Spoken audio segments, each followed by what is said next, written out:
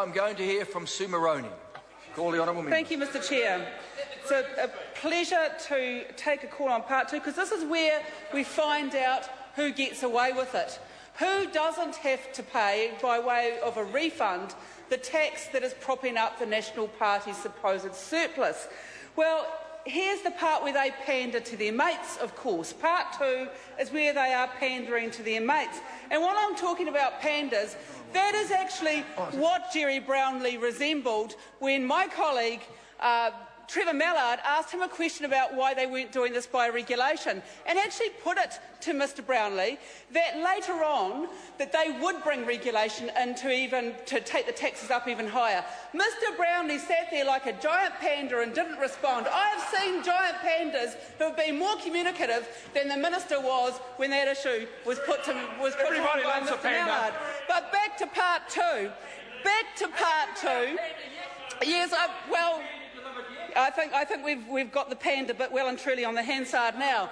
So part two tells us that it's people who have agricultural equipment and commercial vehicles who are going to escape paying for this illusion of a budget surplus from the National Party. And of course that is them pandering to their mates, but they don't get away with it completely, because the other part that is propping up this illusion of a budget surplus for the National Party is their keeping ACC levies higher than they need to be. And of course one of the ACC levies that is higher than it needs to be at the moment, and will remain so for 2 more years under this budget from National, is the one on the motor vehicle account. So that's the registration that everyone pays on their ACC levy. And even though some people will get a refund in part two on their petrol tax, they will still be paying on average up to $134 more a year on their registration for their motor vehicle.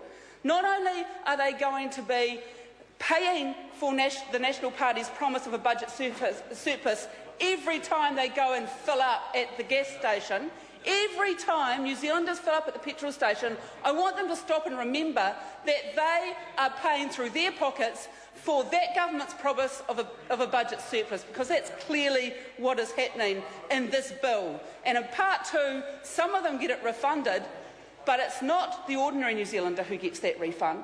It's people who own agricultural or commercial vehicles. And I think that tells us just exactly where the priorities of this national government lie. They are of course charging every business and every worker in this country more than what they need to in ACC levies every week through their pay packets as well. That's the other way they're propping up their budget surplus. Up to $2 billion more a year than ACC said that they needed to keep their scheme going is being charged by that government to every single worker and business in New Zealand. But of course part two of this bill tells us that while that's happening for every worker and every business in New Zealand, when it comes to petrol tax, some of those businesses, not the workers, but some of the business owners will be getting a refund under part two of this bill. And they are people who operate agricultural and commercial vehicles. They're going to get, well, actually we think they might be double dipping, because not only will they get the 3 cents and then the 6 cents and then the 9 cents back for every year, but they are going to, under part two, get the GST back on that. And I think it's a very salient point that has been raised by this side of the House about whether that is double dipping or not. And I would ask the Minister to get to his feet and clarify that issue. No more giant panda impersonations, Mr Brownlee. Up on your feet. Tell us about the GST in part two. Is it double dipping or not? This is important because you are pandering.